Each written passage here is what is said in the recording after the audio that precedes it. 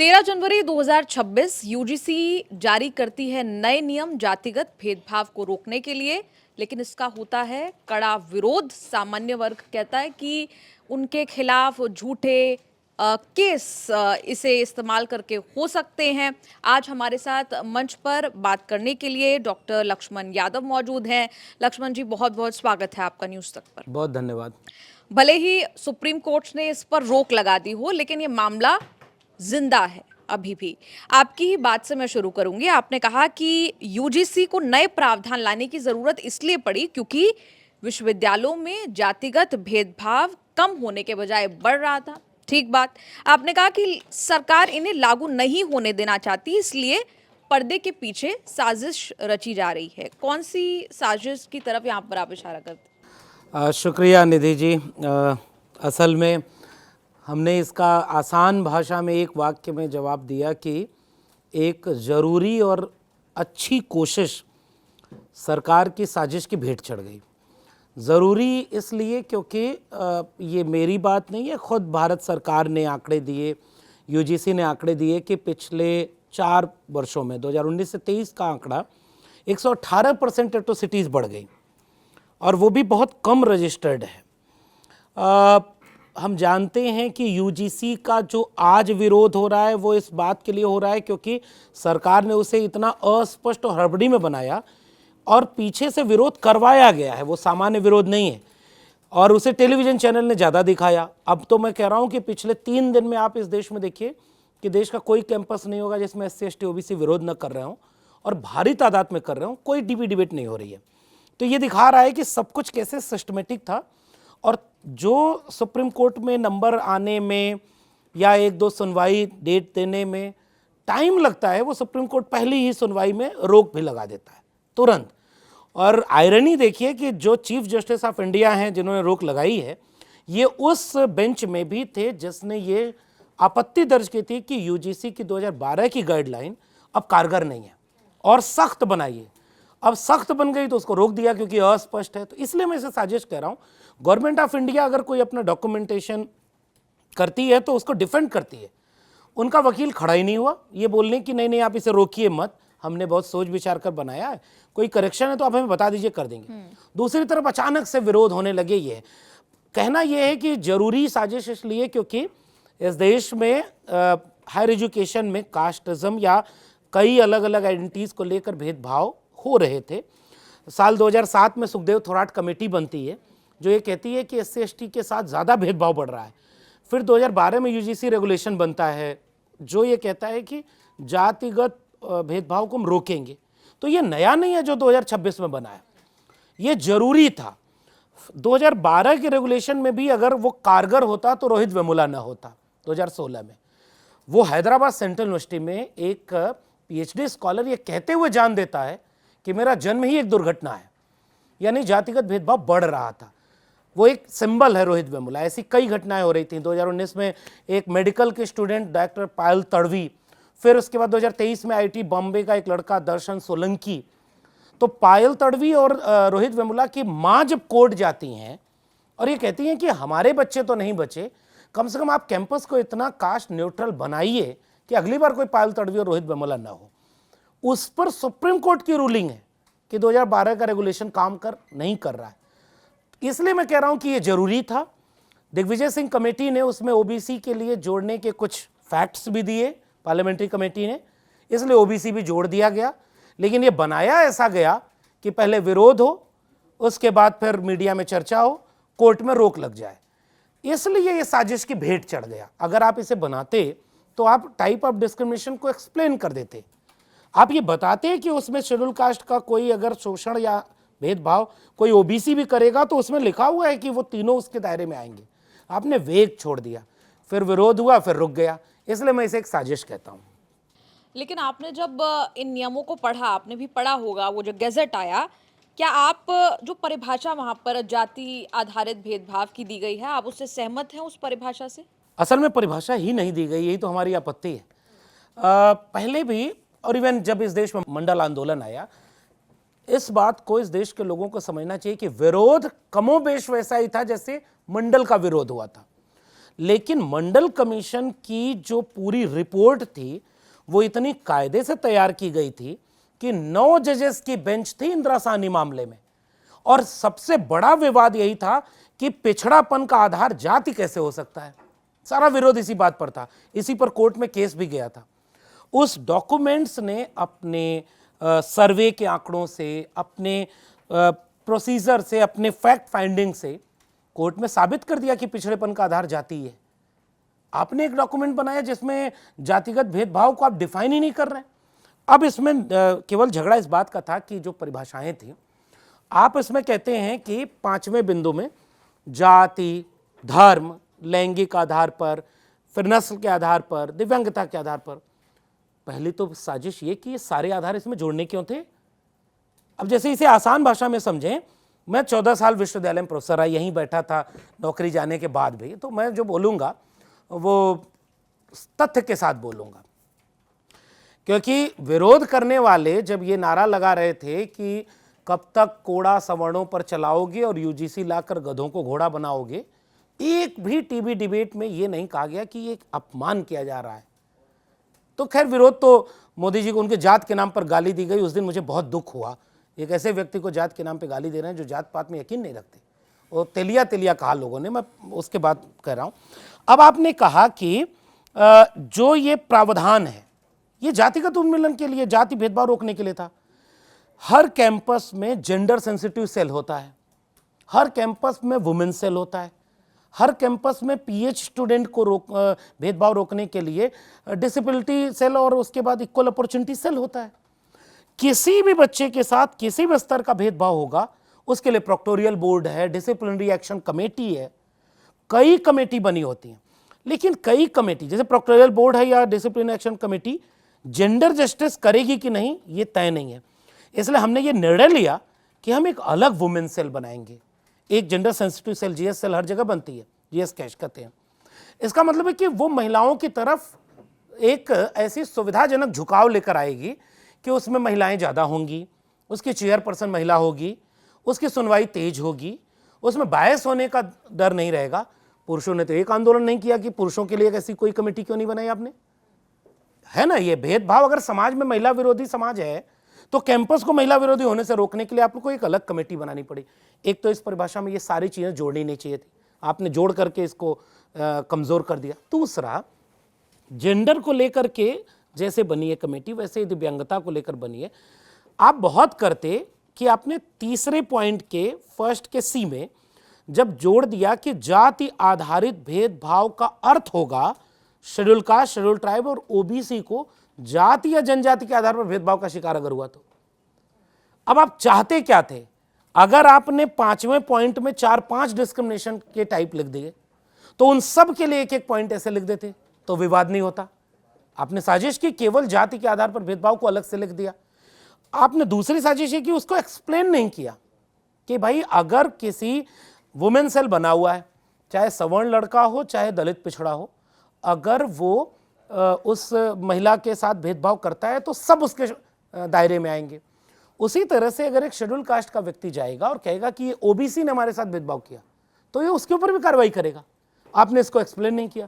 तो हम ये कहना चाह रहे हैं कि इस होना ये चाहिए था, मेरी सलाह ये है गवर्नमेंट को, 2 महीने बाद उनको पेश करना है, आप समता समिति बनाइए केवल और केवल कास्ट के बेस पर और उसको एक्सप्लेन करिए। फिर ऐसी एक कमेटी बनाइए महिला को लेकर के, धर्म को लेकर के आप करें। ऐसे कई कमेटी चलती हैं कैंपस में। डिसिप्लिनरी एक्शन कमेटी को थोड़ा और मजबूत करिए कि किसी के साथ भेदभाव ना हो। लेकिन ये सबको घाल-मेल करके आप दरअसल किसी को न्याय नहीं देना चाहते, इसलिए आप केवल कागजों को भर करके आप एक कंफ्यूजन क्रिएट करके न्यायपालिका से रुकवा रहे हैं। ठीक है, आपके मुताबिक ये सारी साजिश है और इसके तहत ये की गई जो आपने पूरी बात बताई। यहाँ से बैठकर जब आप आज मंच पर बैठे हैं, बिना किसी प्रेजुडिस के आप जनरल कैटेगरी सामान्य वर्ग के स्टूडेंट्स को, छात्रों को क्या समझाना चाहेंगे? पहले तो यही समझाना चाहेंगे कि कंधों से ऊंची छाती नहीं होती, धर्म से ऊंची कोई जाति नहीं होती। तो जात के नाम, मैं हैरान हूं कि इसका विरोध कौन लोग कर रहे थे जो पहले कवि बनना चाहे फेल हो गए, फिर चुटकुले सुनाते रहे, राजनीति में गए, फेल हो गए, खैर इससे कोई लेना देना नहीं, कोई भी हो सकता है। हिंदू धर्म के नाम पर राम की कथा सुनाते हैं, संविधान विरोधी हिंदू राष्ट्र बनाने वाले मिशन में शामिल हो जाते हैं, और एक कानून आया और अभागा सवर्ण बन गए। विरोध किस बेस पर हो रहा था? आपने कहा कि इसका दुरुपयोग होगा। मैं जानना चाहता हूं कि जितने भी इस किस्म के अगर भेदभाव हुए हैं, उनको रोकने के लिए कानून बने हैं, इतना ज्यादा तेज विरोध दुरुपयोग का किस कानून में हुआ? मैं जानना चाहता हूं। थोड़ा कुछ लोग मुझे कन्विंस कर रहे हैं, फिर मैं भी कन्विंस करूंगा। मिसाल के तौर पर दहेज उन्मूलन रोकने के लिए जो कानून बना, खूब दुरुपयोग होता है, सब जानते हैं। उसका वैसा विरोध क्यों नहीं होता? जेलों में 60 to 70% जो अंडर ट्रायल कैदी हैं, कई जगह वो फर्जी मुकदमे और इन सब चीजों को लेकर के जेल में बंद हैं। कल को आप तो कहेंगे जेलें बंद कर दीजिए। इसका मतलब यह है कि विरोध का आधार जो बनाया गया वो कमजोर था। हम ये कहना चाह रहे हैं कि इसमें जो प्रोविजन बना है, यह एक कमेटी है जो आपके शिकायत पर जांच करेगी, 7 दिन में कोई कार्रवाई करेगी, 15-20 दिन के बाद वो आगे बढ़ेगी। इसके बाद इसमें एक, मैं तो पहले भी कह रहा हूं कि इसके कमेटी का जो ये है, 7 लोग 10 में से केवल सवर्ण हो सकते हैं। सवर्ण या उसके जनरल कास्ट कहें, सवर्ण कहना उचित नहीं है। यानी 3 मेंबर SC ST OBC हो सकते हैं, और वो भी कंपलसरी नहीं है। उसके बावजूद कैसे कहा गया कि इसमें हमारे साथ डिस्क्रिमिनेशन होगा, हम शामिल नहीं है? दूसरा, इसमें जो परिभाषा दी गई है उसमें EWS भी लिखा हुआ है। तो जब EWS लिखा है, दिव्यांग लिखा है, महिला लिखी है, तो ये सारे सवर्ण भी हो सकते हैं, जनरल कास्ट के हो सकते हैं। फिर आपने कैसे ये मान लिया कि ये सामान्य विरोधी है? तीसरा, जब इसमें अपील का एक कॉलम बना हुआ है, और अपील पॉइंट नंबर 9 कहता है कि समता समिति के प्रतिवेदन से असंतुष्ट व्यक्ति उस प्रतिवेदन की प्राप्ति के तिथि से 30 दिन के भीतर लोकपाल के सामने अपील कर सकता है। एमिकस क्यूरी यानी न्याय मुक्त नियुक्त होगा, वो जब उसका भुगतान करके आप जांच करेंगे, 30 दिन के भीतर उसका निपटारा होगा। फॉर योर काइंड इंफॉर्मेशन, यह समता समिति कोई सजा सुनाने वाली समिति नहीं थी, और पूरे देश में यह कह दिया गया कि इससे सजा सुना करके झूठे मुकदमे में हमारे बच्चों का करियर खराब हो जाएगा। और टेलीविजन चैनल पर वे लोग डिबेट कर रहे थे जो एक दिन ट्वीट करते हैं कि अमेरिका आगे बढ़ गया क्योंकि वहां जाति नहीं पूछी जाती। अरे वहां जाति है ही नहीं तो पूछोगे क्या? वहां नस्ल भेद है, और नस्ल भेद के नाम पर 2 गृह युद्ध झेल चुका। और जिस दिन यह कानून रुकता है, उस दिन आप कहते हैं कि पंडिताई ठकुराई जीत गई और बांटने वाले पिछड़े हार गए। अब इसका मतलब ये बात टेलीविजन चैनल वालों ने देश को क्यों नहीं बताया कि जो आप विरोध कर रहे हैं असल में पूरा इसे जान लीजिए। और आखिरी बात, कौन सा समता पर न्याय पर यकीन रखने वाला व्यक्ति कहेगा कि किसी के विरोध में हो? आपने कहा सवर्ण बच्चों के खिलाफ साजिश होगी, इसका अर्थ यह निकाला जाए कि SC ST OBC बच्चे कैंपस में जाकर केवल आपके साजिश के लिए दिन रात काम करेंगे? आप उन्हें तो बहुत गहरे संदेह में डाल रहे हैं। और इसलिए मैं कह रहा हूं कि जानबूझकर ऐसा लग रहा है कि पॉलिटिकल बिसात के तरह ये बिछाया गया, जाति जनगणना पर बात ना हो। आपने 33 सवाल में से एक जारी नहीं किया, और जाति के नाम पर भेदभाव रोकने के लिए आप वेग कमेटी बना रहे हैं। दूसरी तरफ आप UGC को खत्म करके VBSM ले आ रहे हैं, उस पर बात ना हो। शिक्षा को बर्बाद कर रहे हैं, इस पर बात ना हो। और एक कमेटी आपने बनाई, वो भी इतनी वेग बनाई कि बहस हो गई, कंफ्यूजन क्रिएट हो गया, और आपका वकील उसे डिफेंड नहीं किया। इसलिए मैं कह रहा हूं कि ये एक गहरी साजिश थी। विरोध में ये किसी के नहीं है। हम चाहते हैं, अच्छा एक आखिरी बात, कि जो लोग ये कह रहे थे कि हमारे बच्चों के साथ ये होगा वो होगा, भाई हर जगह पर महिलाओं के लिए, मैं थोड़ा सा समय लेकर के इसको एक्सप्लेन कर दूं। आपने कहा कि कमेटी बनने के बाद जितने सामान्य वर्ग के बच्चे होंगे वो डरेंगे, दोस्ती नहीं करेंगे। आप साहब, महिलाओं के लिए ऐसी कमेटी बनी हुई है, आप डरते हैं कि महिलाओं से दोस्ती नहीं करना है, या आप अपने पितृसत्तात्मक सोच को कंट्रोल करते हैं कि महिला के साथ भेदभाव नहीं करना है? आप जाति की बात आते ही ये क्यों नहीं सोचते कि मैं कैंपस में जाऊंगा तो किसी बच्चे के साथ जातिगत भेदभाव नहीं करूंगा? थोड़ा सुधार कर लेते, और कमेटी ऐसी बनी है जिसमें सबको जस्टिस मिल जाता। तो ये मेरा सुझाव है कि ये किसी के विरोध में नहीं है।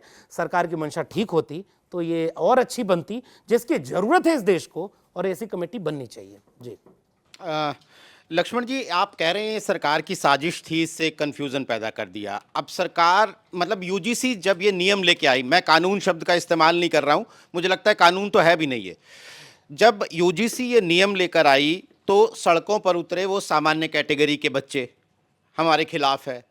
सुप्रीम कोर्ट ने इस पर रोक लगा दी तो अब सड़कों पर हैं एससी, एसटी, ओबीसी के बच्चे। तो सरकार तो इसमें फंस गई। तो आपका क्या कहने का मतलब है कि सरकार इतनी चालाक थी कि साजिशन इसको लेकर आई, या इतनी नासमझ थी कि उसको पता ही नहीं था कि दोनों तरफ से हम फंसेंगे? असल में नीरज दा, ये मामला कोर्ट से आया हुआ था तो सरकार को तो लाना था। 15 जनवरी 2026 को उस मामले में एक तारीख पड़ी थी जिसमें वर्तमान चीफ जस्टिस ऑफ इंडिया उस बेंच में भी थे जिसने ये टिप्पणी की थी कि 12 वाला रेगुलेशन कमजोर है, जो कि रोहित वेमुला और पायल तडवी की मां ने पिटीशन किया था। सरकार को जवाब देना था कि आपने किया क्या अब तक। हड़बड़ी में आपने 13 जनवरी 2025 को ये बना लिया, गजट नोटिफिकेशन से उसे जारी कर दिया। तो पहली बात ये कि आप कोई दलित पिछड़े हितैषी हैं, ऐसा कतई नहीं है। अगर आप हितैषी होते तो इस कैंपस में एनएफएस जब होता तो आप एक कानून बनाते। अगर आप वाकई उनके हितैषी होते तो बैकलॉग शॉर्टफॉल रिजर्वेशन में, प्रोफेसर साहब आप देश को बता रहे हैं कि 80 to 97% professor SC, ST, OBC की उनकी पोस्ट वैकेंट है। अगर गवर्नमेंट एससी, एसटी, ओबीसी हितैषी होती तो वो बैकलॉग देती। 45 केंद्रीय विश्वविद्यालयों में सुनने में कितना अजीब लगता होगा देश को, 38 वाइस चांसलर केवल सामान्य कैटेगरी के, और देश में इस देश का हर दूसरा व्यक्ति ओबीसी है। हर दूसरा वाइस चांसलर ओबीसी क्यों नहीं है? हर दूसरा प्रोफेसर ओबीसी क्यों नहीं है? हर दूसरा ब्यूरोक्रेसी में हर दूसरा जज ओबीसी क्यों नहीं है? हर तीसरा, चौथा व्यक्ति, पांचवा व्यक्ति दलित क्यों नहीं है? गवर्नमेंट पॉलिसी जब बनाती है, और इसका अर्थ ये कतई न कह दिया जाए कि उनमें मेरिट नहीं होती। मैं आऊंगा इस पे। मैं एनएफएस करने वाले लोगों को ईडब्ल्यूएस के कट ऑफ से इसका जवाब दे सकता हूं कि हर जगह कट ऑफ उनका एससी, एसटी, ओबीसी से नीचे जा रहा। तो कहना यह है कि गवर्नमेंट किसी मंशा से या न्याय की मंशा से नहीं लाई, कोर्ट का प्रेशर था, कोर्ट के सामने आपको एक पॉलिसी बनानी थी। पॉइंट नंबर 2, आपने पॉलिसी बनाई दिखने में अच्छी और जरूरी, लेकिन आपने उसके क्लॉजेस इतने वेग बनाए जो कोर्ट भी कहता है कि आपने वेग बनाए। तीसरी बात, अगर आप न्याय देने के हितैषी होते तो आपका सॉलिसिटर जनरल या अटॉर्नी जनरल खड़ा होकर कहता कि सर गवर्नमेंट कह रही है कि हम जस्टिस करेंगे एससी, एसटी, ओबीसी के साथ, आप रोक मत लगाइए, आप हमें 2 दिन का समय दीजिए, 1 दिन का समय दीजिए, हम क्लेरिफिकेशन का एक एफिडेविट दे देते हैं। जब रोक लगाई जा रही थी गवर्नमेंट के उस पर, तो गवर्नमेंट ने आज तक कोई आपने ऐसा अध्यादेश गजट नोटिफिकेशन देखा है जिसको गवर्नमेंट रोकने देती है? इसका मतलब एक साजिश थी। अब एक आखिरी बात, सवर्ण विरोध कर रहे थे, सामान्य कैटेगरी के लोग विरोध कर रहे थे, तो गवर्नमेंट फंस गई। उससे ज्यादा बड़ा विरोध, कल मैं दिल्ली विश्वविद्यालय में था, जवाहरलाल नेहरू विश्वविद्यालय में रात में प्रोटेस्ट हुआ है। पटना में, अरवल में, आरा में, भागलपुर में, बक्सर में कोई ऐसा बड़ा कैंपस नहीं होगा जहां विरोध नहीं हो रहा। प्रयागराज में, लखनऊ, प्रयागराज में हमला हो गया बच्चों के ऊपर जो एससी, एसटी, ओबीसी थे। उसके बाद लखनऊ में पुलिस पकड़ ले गई। गोरखपुर में वो जो निवर्तमान अध्यक्ष है उसको पुलिस धकिया के गाली देते हुए ले गई। बीएचयू में प्रोटेस्ट हुआ, डीयू में हो रहा है, पूरे देश में हो रहा है, टीवी पर नहीं हो रहा है। ये रिश्ता क्या कहलाता है मैं इस पर बाद में बात करूंगा, लेकिन वे लोग क्या समझ रहे हैं, एक बात आखिरी में समझिएगा। जब ये देश के कॉमन लोगों को एक मैसेज जाए कि कुछ लोग सड़क पर उतरते हैं, टेलीविजन चैनल पर प्राइम टाइम में स्पेस पाते हैं, कोर्ट में पहले ही डेट पाते हैं, और अपने मन मुताबिक अकॉर्डिंग टू निशिकांत दुबे, जो मैं कह रहा था वही जज साहब ने कहा, फैसला भी पाते हैं, और फिर पब्लिक में एक मैसेज आता है कि सरकार भी हमारी, सिस्टम भी हमारा। तो जिसकी आबादी 85% है वो कहता है कि समता समिति बन रही थी, आपने इसे रुकवा दिया तो हम भी सड़क पर आएंगे।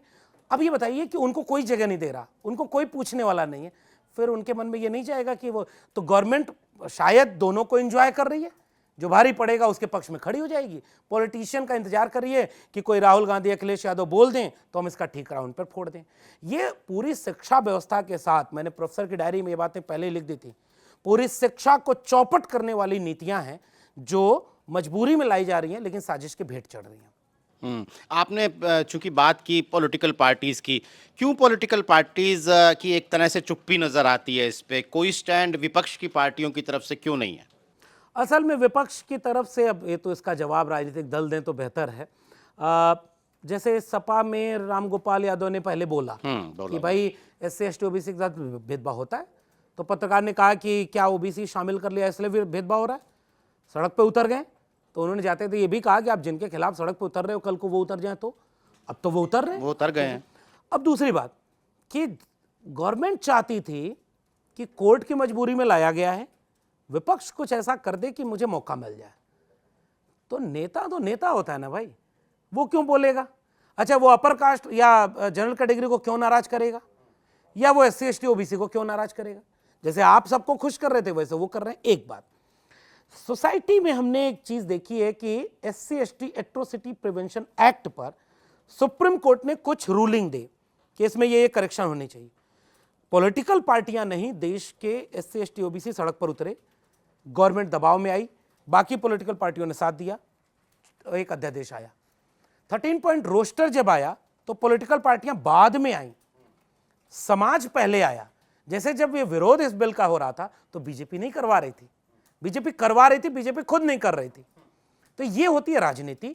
मेरा कहना यह है कि इस तरह की राजनीति में फंसे बिना हम अपने कैंपस को जेंडर न्यूट्रल, कास्ट न्यूट्रल या किसी भी किस्म के डिस्क्रिमिनेशन के न्यूट्रल बनाने के लिए जब भी ऐसी कोशिश होती है कैंपस में उथल पुथल होती है। आप लोग पुराने लोग हैं, आप जानते होंगे कि मैंने अपनी नई किताब जाति जनगणना में 3 चैप्टर मंडल आंदोलन पे लिखे हैं, और जब मंडल लागू हुआ तो ऐसे ही कैंपस में विरोध हुआ था, और आज तो लागू है साहब। आज मंडल के पहले भी आपके कैंपस 300 यूनिवर्सिटी टॉप में कहीं नहीं थे, मंडल के बाद भी कहीं नहीं है। तो आप रोक किसको रहे थे? आप ये जो गोबर लीप रहे हैं ये लोग कर रहे थे, मेरिट के नाम पर रोक रहे थे। असल में जब भी इस तरह के बड़े फैसले लिए जाते हैं तो सोसाइटी में थोड़ी उथल पुथल मचती है। पॉलिटिशियन उस उथल पुथल को ऑब्जर्व करता है, बाद में खड़ा होता है, सोसाइटी को देखना होता है कि वो क्या रिएक्ट करती है। आपने चूंकि अपनी किताब की बात की है, जाति जनगणना, आपकी जो नई किताब है, उसमें आपका एक बेसिक आर्ग्यूमेंट है या एक लॉजिक जो आप देते हैं कि इस देश में जब तक साइंटिफिक और सिस्टेमैटिक जातिगत जनगणना नहीं होगी तब तक सामाजिक न्याय की हर बात जो है वो फेक है, वो अधूरी है। तो आप इस लॉजिक को कैसे थोड़ा एक्सप्लेन करेंगे हमारे लिए? असल में बहुत अच्छा सवाल आपने किया कि अगर जैसे जाति जनगणना हुई रहती तो शायद मेरे कैंपस में मुझे ये नहीं पूछना होता कि दिल्ली विश्वविद्यालय के लगभग 90 कॉलेज हैं, एससी एसटी ओबीसी शायद किसी में प्रिंसिपल नहीं है, तो पब्लिक डोमेन में डेटा होता मेरे पास। फिर मैं कहता कि वाइस चांसलर देश भर के सेंट्रल यूनिवर्सिटीज में केवल 4% ओबीसी हैं, आबादी 54 से भी प्लस होगी, तो ये डेटा कौन प्रोवाइड करता? जाति जनगणना। हम ये जानना चाहते हैं कि भारत सरकार ने देश को बताया कि पिछले कुछ वर्षों में देश के हाई कोर्ट में 78% जज जो बने, 78% जनरल कैटेगरी से हैं। 841 शायद कुल आंकड़े हैं, 198 कुल मिलाकर के एससी एसटी ओबीसी माइनॉरिटी, बाकी सारे एक ही कम्युनिटी के हैं। मैं जानना चाहता हूं कि जिस कम्युनिटी के 90% लोग कैंपस में हैं, जिस कम्युनिटी के 90% लोग जुडिशरी में हैं, मीडिया, ऑक्सफैम की रिपोर्ट है, उस रिपोर्ट का दस्तावेज ये कहता है कि ऑक्सफैम के मुताबिक 2023 का है जी, और उसमें वो कह रहा है कि मीडिया में 121 पद अगर डिसीजन मेकिंग के हैं तो उनमें दलित और आदिवासी तो कोई नहीं है, एक आध दो ओबीसी हैं। मैं जानना चाहता हूं कि इस देश के हर नागरिक को इसकी चिंता होनी चाहिए कि जो जनगणना रजिस्टर में 90% लोग इंसान हैं वो देश में कहां हैं। अब एक आखिरी बात, मैंने अपनी किताब में जो आर्गुमेंट दिया है वो ये कि इस देश में जाति एक बीमारी है। कुछ लोग उसे प्रिविलेज मानकर एंजॉय करते हैं, बाकी लोग उसके खिलाफ लड़ते हैं। अभी तक इस देश में एक कॉमन सेंस बन नहीं पाया। आप किसी भी पब्लिक स्पेस में कुछ प्रॉब्लमेटिक क्वेश्चन पर डिबेट करा लीजिए। मैं एक दावे से एक बात जोखिम उठाते हुए कह रहा हूं कि अगर यही जज कोई एससी एसटी ओबीसी होता तो फैसला ये नहीं होता। आप करिए मेरे ऊपर कंडेम, आप यही जज और यही सॉलिसिटर जनरल और अटॉर्नी जनरल वहां खड़े होते एससी एसटी ओबीसी तो फैसला ये नहीं होता।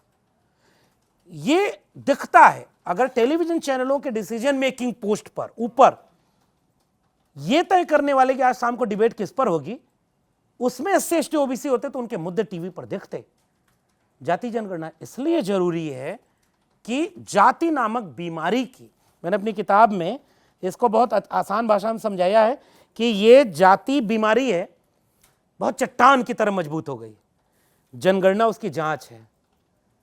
तो पहला तो कबूल करो कि ये बीमारी है, तब हॉस्पिटल जाओगे, फिर जांच कराओ, कायदे से जांच कराओ आप कि लीवर फेल हो रहा है, कि बीपी बढ़ रहा है, कि शुगर हो रहा है, दवा उसके मुताबिक चलेगी, नीति पॉलिसी। तो पॉलिसी बनाने के लिए एक व्यवस्थित आंकड़ों की जरूरत होती है। इस देश में एससी एसटी को रिजर्वेशन दे रहे हैं और जाति जनगणना में उनके आंकड़े बढ़ रहे हैं, आप रिजर्वेशन नहीं बढ़ा रहे। पॉलिसी कैसे न्याय करेगी?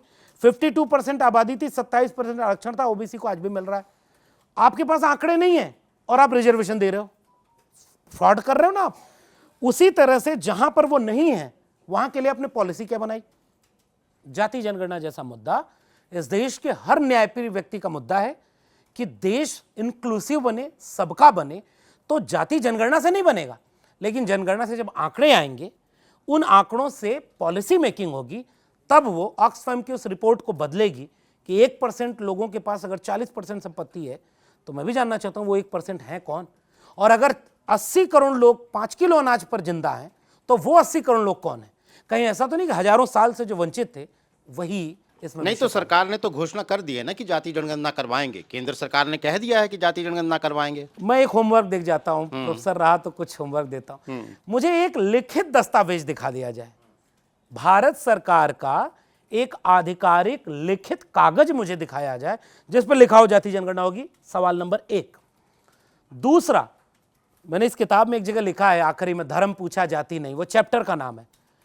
जिस समय आप ये कह रहे थे कि जो करेगा जात की बात उसको मारूंगा कस के लात, जिस समय आपके नेता कह रहे थे कि जाति जनगणना की बात करना हिंदुओं को बांटने का साजिश, इसलिए बंटना मत वरना कट जाओगे, जिस समय आपके प्रधानमंत्री बोल रहे थे कि मेरे लिए केवल एक जाति है, गरीब अमीर, फिर बाद में उन्होंने 4 कह दिया, युवा, किसान, महिला और इनको। अचानक 22 अप्रैल 2025 को देश पर आतंकी हमला होता है और 30 अप्रैल 2025 को घोषणा होती है कि हम जाति जनगणना कराएंगे। कैसे भाई? हृदय परिवर्तन कैसे हो गया? मैं इसे एक साजिश मानता हूं। दूसरी बात, तीसरी बात कि कैबिनेट नोट तो दिखा देते। चौथी बात, कैबिनेट नोट नहीं है, फर्स्ट फेज का questionnaire 33 question number 12 schedule caste, schedule tribe oblique अन्य, कहां है ओबीसी और जाति का कॉलम ही नहीं है। आप कह रहे हैं, एक तो गवर्नमेंट कुछ कहती नहीं, उसके लोग कहते हैं ये फेज 1 है, ये आंकड़ा मकानों के गिनने का है, असली जनगणना फेज 2 में होगी, इंतजार करिए। फेज 1 में एससी एसटी क्यों लिखा है फिर? इसका मतलब कहीं तो उसका इस्तेमाल होना है।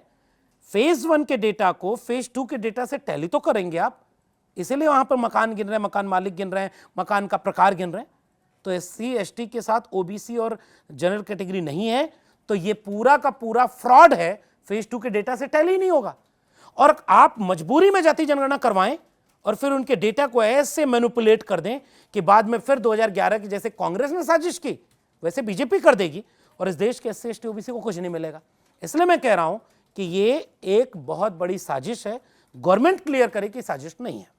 लक्ष्मण भाई, मैं आपको लौटाऊंगा फिर यूजीसी वाले मामले पर। एक आध सवाल मेरे यूजीसी वाले मामले पर है। अभी आपने कहा कि उसमें ईडब्ल्यूएस का जिक्र था, उसमें महिलाओं का जिक्र है, तो आपने ये कैसे एज्यूम कर लिया कि उसमें सामान्य वर्ग नहीं होंगे? मतलब, लेकिन जो दिग्विजय सिंह एक बात कह रहे हैं कि उस जो पहले का यूजीसी का मसौदा था इन नियमों को लेके, उसमें था कि झूठी शिकायत करने वालों के खिलाफ भी कार्रवाई होगी।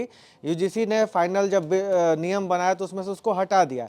इस बात में आपको कितना दम नज़र आता है? और दूसरी बात ये कि इस बात से क्या ये इस आशंका को बल मिलता है कि सरकार नहीं तो यूजीसी में बैठा कोई शख्स ये चाह रहा था कि समाज में एक अनरेस्ट पैदा हो? अब मैं तो यूजीसी को कम दोष दूंगा, गवर्नमेंट को ज़्यादा, क्योंकि उनकी तरफ से कुछ कहा ही नहीं गया। आप इतना बड़ा प्रावधान ले आ रहे हैं। धर्मेंद्र प्रधान एक बार आकर के कहते हैं कि किसी के साथ अन्याय नहीं होने देंगे। और उनका एक सांसद बोलता है कोर्ट के फैसले के बाद कि सनातन को बांटने वाले साजिश में नाकाम हो गए। गवर्नमेंट बांट रही थी। एक बात, गवर्नमेंट इसे क्लियर क्यों नहीं कर रही है? मैं बार बार एक पब्लिक डोमेन में क्वेश्चन रेज कर रहा हूं, गवर्नमेंट की बनाई पॉलिसी पर क्योस मचा है, यूजीसी की तरफ से एक क्लेरिफिकेशन नहीं आया।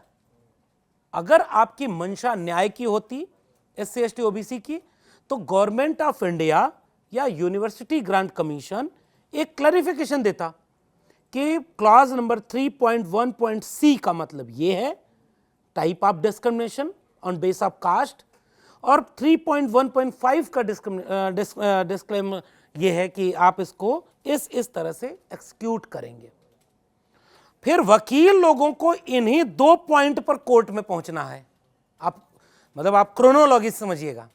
क्रोनोलॉजी कहती है कि आपने 2 क्लॉज इतना वेग बनाया, इसी को बेस बनाकर कोर्ट में गए और कोर्ट ने इन्हीं दोनों को बेस बना करके उसको अपहोल्ड कर दिया। दूसरा, इस तरह की कई साजिशें गवर्नमेंट ने की है। मैं इसलिए गवर्नमेंट को डायरेक्ट क्वेश्चन में रख रहा हूं। मजबूरी थी कोर्ट की और आपने उसको एक मौका देख लिया। रही बात झूठी शिकायत की, अब इसके 2 पहलू हैं। पहला तो ये कि प्राकृतिक न्याय कहता है कि कोई भी गलत शिकायत करेगा तो उसे सजा मिलनी चाहिए। ये बात देखने में, सुनने में और तार्किक रूप से बिल्कुल जायज है। मैं जानना चाहता हूं कि इस देश में अभी 3 मामले तो मेरे पास हैं जिसमें मुसलमानों के ऊपर ऐसे झूठे आरोप लगाए गए, वो लंबे वक्त तक जेल में रहे, बाहर आए, बरी हो गए। तो आरोप लगाने और सजा देने वालों पर कोई कार्रवाई हुई क्या? ये मेरी क्वेरी है। हालांकि मेरा पहलू क्या है मैं आखिरी में बताऊंगा। दूसरा, अभी हमने पिछले 1 साल में देखा कि 2 या 3 पुरुषों ने उन महिलाओं के ऊपर आरोप लगाए कि साजिश के तहत उनके ऊपर दुरुपयोग किया गया महिला के कानूनों का, और उन्होंने आत्महत्या कर ली। तीसरा, इस देश के गवर्नमेंट ऑफ इंडिया का डेटा है कि 68 to 72% अंडर ट्रायल जेल में बंद हैं और कई उसमें बरी होते हैं। किनको सजा मिली? चौथा पॉइंट, सुप्रीम कोर्ट में बैठ करके कई फैसले ऐसे दिए गए जो बाद की कोर्ट ने रद्द कर दिया। किसे सजा मिली? पांचवा पॉइंट कि वाइस चांसलर या यूनिवर्सिटी के लोग कई बार इस तरह के फैसले लेते हैं जिसमें बाद में वो फैसला पलट जाता है, किसी में सजा का प्रावधान नहीं है। अकेले इसमें ही क्यों? ये मेरी क्वेरी है। आपकी क्वेरीज जायज हैं, लेकिन अगर आप पर्सपेक्टिव बताइए तो आगे की बात हो। हाँ। अब मेरा दूसरा पहलू ये है, मैं अभी खोज रहा हूं कि 2012 के रेगुलेशन में क्लियर कहीं लिखा है क्या कि ऐसा कुछ था। मैं अभी पढ़ रहा हूं उसको, मुझे अभी मिला नहीं। दिग्विजय सिंह का कहना यह है कि मैंने ये लिखा नहीं था, ये उस कमेटी में मैंने नहीं डाला था। और मैं तो कह रहा हूं, मैं दिग्विजय सिंह की उस कमेटी का रिपोर्ट एक एक अक्षर पढ़ा हूं और वो इतनी रिवोल्यूशनरी रिपोर्ट है। 8 दिसंबर 2025 को आती है, जो ये कहती है कि एससी एसटी ओबीसी को प्राइवेट एजुकेशनल इंस्टीट्यूशन में भी रिजर्वेशन मिलना चाहिए। गवर्नमेंट ऑफ इंडिया अगर वाकई एससी एसटी ओबीसी हितैषी होती तो ये भी क्लॉज जोड़ देती। ये तो फंसाने के लिए उनको आगे किया गया, क्योंकि उसमें से ओबीसी को जोड़ा गया। तो जैसे ही ओबीसी को जोड़ा गया, ये केवल अपर कास्ट को लगता है, जनरल कैटेगरी को, कि ये उनके खिलाफ है। मैं फिर से कह रहा हूं कि इस तरह के आरोप ओबीसी पर भी लग सकते हैं, एससी पर भी लग सकते हैं, किसी पर भी। आखिरी बात कि अगर गवर्नमेंट ऑफ इंडिया इसे क्लियर करती कि झूठी शिकायत, मैंने पिछली टिप्पणी में अभी कहा, समता समिति सजा सुनाने वाली कमेटी नहीं है। अगर किसी को वो दोषी पाएगी तो वो पुलिस को शिकायत करेगी कि इनको सजा दीजिए। वो सजा दे ही नहीं सकती। सजा देने का काम किसी और अथॉरिटी को है। उस सजा को चैलेंज करने के लिए इसमें क्लॉज लिखा हुआ है। आखिरी पॉइंट मेरा ये है, ये मैंने जवाब दे दिया उसका। जो लोग समझेंगे पढ़ के इससे मुझसे फिर आर्गू करें। एमिकस क्यूरी क्या है? कोई तो जाए उसके पास। सजा ये समिति नहीं सुना सकती, तो फिर वो समिति आपको विलन कैसे बना देगी, आपको झूठे फंसा कैसे देगी? आखिरी बात कि जैसे ही ये सारे प्रावधान लागू होंगे, हम ये कहना चाह रहे हैं कि मंशा या कई चीजें, जेंडर जस्टिस पर उसी में विश्वविद्यालय में कमेटी बनी हुई है, उसमें तो वो प्रावधान नहीं है। तो क्या आप महिलाओं को आप ये कहेंगे कि तुम झूठे पुरुषों को फंसा रही हो? या तो आप मांग करें तो सब पे करिए ना। हमें यह लगता है कि कई बार ये देखने को मिला, ये मेरा ऑब्जर्वेशन है, जिस कमेटी में एससी एसटी ओबीसी बच्चे नहीं हैं, और जाने कितने एग्जाम्पल ऐसे हुए। मैं अभी हाल ही में बीएचयू का एक एग्जाम्पल दे सकता हूं। एक लड़की बैठी और वो वहां पर धरने पर बैठी और कह रही है कि फला मेंबर ने हमें इस इंटरव्यू में नंबर कम दिए, और उसकी शिकायत जब वो जिस कमेटी में जाएगी उस कमेटी में भी वही मेंबर हैं, फिर वो उसे न्याय कैसे मिलेगा? उसकी कंप्लेन को झूठी शिकायत बता करके खारिज कर दिया। अब वो दोहरा शिकायत हो, दोहरी निशाने पर आ गई कि नहीं? एक तो आपने शिकायत कर दिया और न्याय नहीं मिला तो दोबारा आप उसके कटघरे में आ गए। तो शायद मैं अगर आर्गुमेंट करूं इस पे लॉजिक से, तो इस क्लॉज को शायद इसलिए ड्रॉप किया गया हो सकता है या करना चाहिए कि झूठी शिकायत के नाम पर अभी भी, चूंकि कमेटी का फॉर्मेशन ऐसा नहीं है कि उसमें किसको न्याय मिलेगा, शायद शिकायतों को हतोत्साहित न किया जाए। लेकिन हां, आखिरी में आपको वो जो एमिकस क्यूरी है और उसको कंप्लेन करने का वो है, उसे और लचीला हो, ताकि हम चाहते हैं कि जिस कमेटी का नाम समता है, तो किसी भी अपर जनरल कैटेगरी के व्यक्ति के साथ इनजस्टिस ना हो। हम एकदम साफ चाहते हैं कि किसी को झूठी शिकायत में फंसाया ना जाए। ये मेरा स्टैंड है जी। नहीं, ये तो बात सही है। देखिए, उसमें जो आपने जो क्वेरीज की, उसमें एक बात तो ये भी है ना कि अगर किसी को झूठी शिकायत करके और जेल में डाल दिया जाए तो ये गलत चीज है। तो एक गलत से दूसरा गलत नहीं सही साबित होगा अगर वो गलत है तो। मैं साइकोलॉजी इस देश की जानना चाहता हूं कि उस गलत पर क्यों चुप थे अब तक। नहीं, जिनको बोलना है वो उस गलत पर भी बोल रहे हैं। अभी अयोध्या वाले मामले में समाजवादी पार्टी के एक नेता पर गलत रेप का आरोप लगा, कोर्ट ने बरी कर दिया, लोग बोले उस मामले नहीं, बीजेपी का कोई नहीं बोला। बीजेपी का यहाँ राजनीतिक बात नहीं। मुख्यमंत्री योगी आदित्यनाथ ने सदन में खड़े होकर उनका नाम लेकर के उनको बलात्कारी घोषित कर दिया था, माफी मांगे। इस तरह की, मैं एक सोसाइटी का साइकोलॉजी समझना चाहता हूं। जैसे इस देश में जाति का सवाल आता है, कई तरह के सवाल उससे जुड़ जाते हैं। मैं इसका अर्थ ये कतई नहीं कि आप मत जोड़िए, लेकिन मैं जानना चाहता हूं कि आप बाकी जगहों पर अगर उसी को वही डिस्क्रिमिनेशन हो रहा है, वहां आप चुप क्यों हैं? नहीं, सही बात है, ये पॉइंट वैलिड है। बात आगे बढ़ाते हैं। देखिए, इस देश में 2026 में जब ये सवाल खड़ा हो रहा है, रोहित वेमुला का 2016 का मामला हो या पायल तड़वी का 2019 का मामला हो, इस देश के लिए हमेशा के लिए और हमारे लिए दुर्भाग्य की बात रहेगी वो हमेशा, जब भी हम उस मामलों को याद करेंगे कि कैंपस में कोई इस तरह का प्रताड़ना का शिकार हो कि उसको अपनी जान गंवानी पड़े। ये एक सांस्थानिक हिंसा है, इससे किसी को आपत्ति नहीं है, किसी को इससे दो राय नहीं होनी चाहिए। लेकिन सांस्थानिक जो हिंसा है या सांस्थानिक हत्या कई रूपों में आज हमारे सामने मौजूद है। ये 1947 का भारत तो है नहीं ना लक्ष्मण भाई, ये 2026 का भारत है। हमने आईआईटीज में सुसाइड रेट बढ़ते हुए देखे हैं। उनकी अगर आप कास्ट एनालिसिस निकालेंगे तो उसमें अक्रॉस कास्ट के बच्चे होंगे जो आज फांसी पर लटक रहे हैं अन्यान्य कारणों से, अवसाद से, आर्थिक असुरक्षा से, फीस न भर पाने की खतरे से, जो भी आप वजह, मतलब 1000 वजहें अभी यहाँ खड़े होकर गिनाई जा सकती हैं। यानी कि कैंपस का हर एक बच्चा कहीं ना कहीं सांस्थानिक हिंसा का शिकार है। जब हम महिलाओं के लिए, महिलाओं के पक्ष में कानून बनाते हैं, जैसे हम महिलाओं के पक्ष में दहेज का कानून लाते हैं, महिलाओं के पक्ष में वर्किंग प्लेस में उनके साथ अत्याचार न हो इसका कानून लाते हैं, तो हम एक पूरी की पूरी बिरादरी, एक पूरे के पूरे जेंडर को डील कर रहे होते हैं। तो क्या यूजीसी के लिए या भारत की सरकार के लिए या कैंपस के लिए या विश्वविद्यालयों के लिए ये सोचने का वक्त नहीं आ गया है कि जब हम कैंपस में एट्रोसिटी के लिए कानून बना रहे हो तो उसमें कैंपस का हर बच्चा एड्रेस हो रहा हो? बिल्कुल सही बात है। इसका जवाब हालांकि मैंने पहले दिया है और मैं फिर से कह रहा हूँ। इस देश के कैंपसेस में proctorial board, equal opportunity cell, disciplinary action committee सब होता है। शायद आपका प्रश्न चूंकि बहुत गहरा है, मैं इसको भी ऐड कर ले रहा हूँ। कुछ अन्याय इस देश में beyond the caste and gender होता है। मानसिक अवसाद उसमें से एक है, कोई गरीबी, अच्छा भेदभाव का तो ये भी है, इसमें क्षेत्र भी है। गांव से, मैंने अपने प्रोफेसर की डायरी में बाकायदे लिखा है कि जब गांव से निकल करके पहली बार मैं डीयू के डिग्री कॉलेजेस को देख रहा था तो कुछ तो इतने शानदार थे, लग रहा था कि ये कोई शॉपिंग मॉल या कोई बहुत इतने अच्छे डिग्री कॉलेज देखने की आदत नहीं थी हमें। वो वैसे ही होपलेस हो गया उसके दरवाजे पर पहुंचते ही। वहां जो गार्ड खड़ा था उसने कहा हाँ बताओ, कहा नहीं हम वापस जाना, कुछ नहीं बताना। हमें उससे भी डील करना है कि जो फर्स्ट टाइम, पहली पीढ़ी कैंपस में आ रही है। इसीलिए मैं मंडल कमीशन को कोट कर रहा हूं और असल में पूरी लड़ाई का जवाब मंडल कमीशन की रिपोर्ट ने दिया है। मंडल कमीशन की रिपोर्ट एक बात कहती है, और इसको थोड़ा सा पीछे और ले जाता हूं, अपनी किताब जाति जनगणना मैंने एक बात कही है कि छत्रपति शाहू जी महाराज ने जब 1902 में रिजर्वेशन लागू किया ना, तो पहले जाति जनगणना कराई थी और उन्होंने कहा था मेरे दरबार में 75 में से 68 एक ही तबके के लोग हैं, तो समाज में अलग अलग हैं, तो यहाँ पर सबको होना चाहिए, डाइवर्सिटी ले आओ। फिर एजुकेशन रिफॉर्म हुआ, मैसूर रियासत, सयाजी गायकवाड़ यहाँ पर बड़ोदरा रियासत और कई जगहों पर क्रांतिकारी काम हुए। महात्मा फूले, जब वो लोग कह रहे थे ना कि इस सोसाइटी को हम एजुकेट करेंगे, तो एजुकेटर को कह रहे थे कि ये फर्स्ट जनरेशन है, इसको तुम्हें विशेष ध्यान देना होगा। ऐसा नहीं कि उसका इंतजार करोगे कि अरे इससे तो मेरिट खराब है, पहले ही सेमेस्टर में उसको फेल कर दिया। आईआईटीज में, आईआईएम में और तमाम सेंट्रल यूनिवर्सिटीज में ये पाया गया।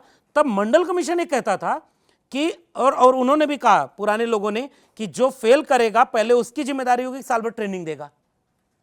इस तरह से क्या आपने अपने गांव से आने वाले बच्चों को कैंपस में कोई ट्रेनिंग दी कि जो दिल्ली की पैदाइश है जिसकी, वो कैंपस में जिस आत्मविश्वास से रहता है गांव वाला नहीं रह पाता। अंग्रेजी बोलने वाला जिस कॉन्फिडेंस से रहता है वो हिंदी वाला या अपना देशी भाषा वाला नहीं रह पाता। मैंने तो प्रोफेसर की डायरी में एक एक क्वेश्चन उठाया था कि भाई आपके कैंपस में अगर अंग्रेजी you know I know actually this that अगर कर दीजिए तो आप में मेरिट झलकने लगेगी और सारा खेल कॉन्फिडेंस का है। हमने अपने कैंपस को इस तरह से सेंसिटिव बनाया ही नहीं। मंडल कमीशन कहता है कि रिजर्वेशन दे दोगे तो एक व्यक्ति वहां पहुंच जाएगा, वो सरवाइव कैसे करेगा? क्योंकि वो पहली पीढ़ी का व्यक्ति है वहां पहुंचने वाला। उसको तो कोई पीछे से कहेगा ना कि कोठे से आए हो कि कोटे से आए हो, उसको भी उसे झेलना है। तो जो टाइप ऑफ डिस्क्रिमिनेशन है, जैसे हम बार बार कहते हैं कि गरीब होना एक बात है, गरीब के साथ दलित पिछड़ा हो जाना दोहरा अभिशाप है। महिला होना अपने आप में डिस्क्रिमिनेशन के लिए आधार बनाता है। चौराहे पर कोई भेदभाव करते समय पूछेगा नहीं कि कौन हो, लेकिन वही महिला अगर शेड्यूल कास्ट शेड्यूल ट्राइब की है तो वो जो परसेंटेज ऑफ एट्रोसिटी है, ये रीडिंग कहती है कि वो बढ़ जाता है। तो हमने अपने कैंपस में जब इन क्वेश्चंस को डील नहीं किया तो एक कमेटी आई, सारा अभी डील कर लेंगे, एक मेरा सवाल है एक बात। अब मेरा सुझाव ये है कि हाँ डील करना चाहिए। आप ऐसी 2-3 कमेटी बनाइए। यूजीसी और गवर्नमेंट ऑफ इंडिया को डॉक्टर लक्ष्मण यादव का सजेशन, पहली committee only on the basis of caste. उस कमेटी में कैंपस के भीतर, और एक बात याद आ गई, आपके चैनल से लोग जानेंगे और कुछ मुझे भी बताएं, टीवी चैनल पर एंकर बोल रहे थे कि एक सवर्ण के साथ भी अगर जातिगत उत्पीड़न होता है तो वो कहां जाएगा। मैं जानना चाहता हूं कैसे होता है और कौन करता है। हायरार्की में सबसे ऊपर आप हो, आप कैसे, कौन सी गाली आपके लिए बनी है? मैं आपको 20 गाली की बता सकता हूं जो एससी एसटी ओबीसी के जाति के नाम पर बनी है। आपने कह दिया कि चोटिया के नाम पर कोई कह सकता है कि चोटी रखाए हो, तो वो तो यादव रखवाया था कटवाली, वो तो कोई एक जाति में रखता नहीं। आपने कहा कि बीएचयू में यहाँ पर जेएनयू में नारा लगा कि तिलक तराजू और तलवार ये तो वो सब किसी कम्युनिटी किसी व्यक्ति से कैसे जुड़ता है? वो तो रिएक्शनरी नारा है जो सोसाइटी में ऐसे बहुत सारे होते हैं। मैं कहना ये चाहता हूं पहली कमेटी बनाओ only the basis of caste atrocities या डिस्क्रिमिनेशन, उसमें घालमेल मत करिए। तो जातिगत उत्पीड़न के लिए बिल्कुल सेपरेट कमेटी बनाइए। ऐसे ही आप और मजबूत एक डिसिप्लिनरी कमेटी बनाइए जिसमें हर बच्चा प्रोटेक्ट हो। ऐसे ही आप जेंडर सेल को और मजबूत करिए। मेरे कैंपस का, हम लोग तो प्रोफेसर रहे हैं साहब, हमारी क्लास में सारे बच्चे बैठते थे, लेकिन हमें इतना जरूर पता था कि कौन कॉन्फिडेंस में बैठा है और कौन जो है पहले ही बैठ करके देख रहा है। तो हम कतई ये नहीं चाहेंगे कि किसी एक बच्चे के साथ इस तरह का भेदभाव। आपके यहाँ मनोवैज्ञानिक रूप से वो बनाने के लिए कमेटी बनी हुई है और आप उसमें कोई ट्रेनिंग नहीं देते। आपके कैंपस में सुसाइडल रेट बढ़ रहा है। मैंने अपनी प्रोफेसर की डायरी में एक बच्चे का किस्सा बताया था, मैं तो आज भी उसकी जाति मुझे नहीं पता है। वो ढाबे पर काम करता था, सुबह जाके अखबार बांटता था, आके क्लास में सोता था। मैंने पूछा कि क्यों ऐसे करते हो, तो उसने कहा कि नहीं बाद में बताएंगे। उसने बताया कि सर पिताजी है नहीं, माता बीमार रहती है, मैं सबसे बड़ा हूं, अगर मैं ये काम नहीं करूंगा तो मैं पढ़ाई छूट जाएगी मेरी। हमारे विश्वविद्यालयों में कौन सी ऐसी कमेटी है जो उस बच्चे का मनोबल बढ़ाने के लिए बनाई गई है? वो तो बच्चा उनके साथ क्लास में बैठा है जो पूरी रात अच्छे से सो करके, हो सकता है उनके घर में एयर कंडीशन हो सकता है उनके घर में कोई झगड़ा न हो, और एक बच्ची घर में जाती है। 2 लड़कियां एक बार हमारे कैंपस में आई और उन्होंने कहा कि सर मैं पढ़ नहीं पाऊंगी। उन्होंने कहा क्यों? कहीं मम्मी पापा रोज लड़ते हैं और दूसरे के मम्मी पापा दोनों जॉब करते हैं और आप दोनों को एक जगह रेस करा रहे हो। आपने पूरी शिक्षा व्यवस्था का कबाड़ा बनाया हुआ है। आप केवल ओपन रेस पे छोड़े हुए हो, जो पैदा हो गया ताकतवर जगह पे वो और आगे बढ़ता जाए। जो गांव से किसी तरह चला आया वो भी वापस जाए। तो चलिए, समता समिति ने आपको एक मौका दे दिया, ऐसी 5 कमेटी बनाइए और एक भी बच्चे को उसमें डिस्क्रिमिनेशन से शिकार मत होने दीजिए। लेकिन मंशा तो हो, आपकी मंशा न्याय की है नहीं, और आप यूजीसी को खत्म करने के लिए पीछे से वीबीएसएम ले आ रहे हैं, आप पूरी शिक्षा को बेच रहे हैं, स्कूल बंद करा रहे हैं। तो शिक्षा बचाना आपकी जिम्मेदारी नहीं है, आप क्योस करना चाह रहे हैं ताकि उसका पॉलिटिकल माइलेज ले सकें। जी लक्ष्मण यादव जी, मेरा सवाल ये है कि चाहे यूनिवर्सिटी लेवल की बात करें तो मैं डूसू के 2 प्रेसिडेंट उनका उदाहरण दूंगा। रौनक खत्री कहते हैं कि क्रिकेट के लिए एक बच्चा आया एडमिशन के लिए, और मैंने कहा कि नहीं भाई ऐसा नहीं होता, मेरिट पे होता, तो उसने कहा SC/ST एक्ट लगा दूंगा वरना मेरा वो सिलेक्शन कराओ। आर्यन मान जो वर्तमान प्रेसिडेंट हैं वो कह रहे हैं कि SRCC की एक लड़की थी जनरल कैटेगरी की, दलित लड़के ने प्रपोज किया, रिजेक्ट किया, वो बोला कि SC/ST लगा दूंगा, उसने लगा दिया, बाहर समझौता हुआ 50,000 रुपए 50,000 रुपये में। तो अब ये नई जनरेशन के जो स्टूडेंट लीडर्स हैं ये इस तरह की तर्क दे रहे हैं, इस तरह की बातें कर रहे हैं। अब आप नेताओं पे आ जाइए जो इस समाज से आते हैं, चाहे OBC। राम गोपाल यादव बड़ा स्ट्रॉन्ग स्टेटमेंट देते हैं कि भाई वो आ गए जो 80% है, तब आप कहाँ जाओगे सड़क पे। लेकिन वही अखिलेश यादव बड़ा फ्लैट स्टेटमेंट देते हैं। तो फिर ये कास्ट सेंसिटिविटी कहाँ से आएगी? वो उस पे कैंपस में भी नहीं है और जो सेंट्रल लीडरशिप है उसमें भी नहीं है। पहला जवाब कि एक व्यक्ति ने आरोप लगाया कि मेरा एडमिशन करा दो वरना SC/ST एक्ट लगा दूंगा। हाँ, किस जगह पर इस कमेटी से कोई एक्ट लगा सकता है? झूठी शिकायत पर कैसे बनेगा? साबित करना होगा। 10 मेंबर हैं, साबित करने के लिए आधार भी चाहिए। आधार क्या होगा और उस आधार की वो जांच करेगी कमेटी। आपने जो कमेटी बनी नहीं, जिस पर एक मीटिंग हुई नहीं, सजा आपने पहले दे दी। इसका मतलब आप तैयार बैठे हैं ऐसी कमेटियों का विरोध करने के लिए। पहला उसमें कहीं नहीं लिखा। दूसरा एग्जाम्पल आपने जो दिया वो SRCC का मामला है, और मैं आपके चैनल के जरिए पूरे देश को बताऊं, खुद SRCC ने उसको फेक न्यूज बताया, ये झूठा था। जिसमें सोशल मीडिया पर अभी आप गूगल करेंगे तो पाएंगे, वकील टाइप का एक व्यक्ति है, वो ये मीडिया को बता रहा था कि आरोप लगाया बीजेपी का पार्षद था, उसको 50,000 रुपए देने पड़े तब जाकर के वो बचा, वरना तो उस एक्ट में फंस जाता। SRCC ने कहा कि ये फेक न्यूज है, ऐसा कोई नहीं हुआ। ये देश में टेलीविजन चैनल इसको न्यूज बना के चला दिया। और एक व्यक्ति अगर ऐसा आरोप लगा रहा है तो मैं फिर से कह रहा हूं कि 1-8% कहीं कोई इस तरह दुरुपयोग कर सकता है, मैं डिनाई नहीं करूंगा। अब एक आते हैं इस तरह के मामले पर।